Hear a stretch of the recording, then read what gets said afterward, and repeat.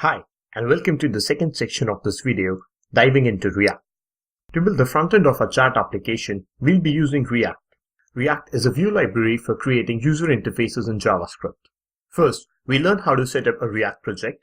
Then we'll proceed to React Overview, where I'll give details on how to use React applications. And finally, we'll be creating a React-based application.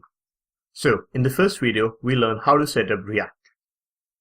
In this video, we'll learn how to set up a React project, and we'll be using Create React App, which is a very popular repository. So let's get started. I have the link open for Create React App. You can find it at github.com/facebookincubator/Create React App. The installation instructions are very simple. So let's quickly get on with them. So first we have to install Create React App globally. This is only a one-time process. So let's install it. We'll write npm i-g and then create React app. This will take a lot of time. So I'll just close it because I have already installed it. And now let's start our first app. So let's make a test project. We'll simply write create React app and then name of our project. Let's call it test.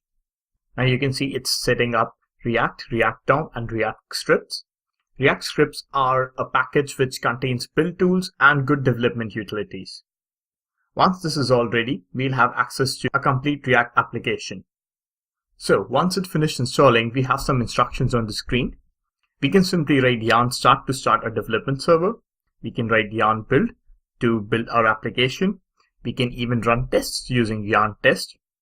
And we can use eject, which will give us all the build configuration, but we don't need to worry about any of it right now.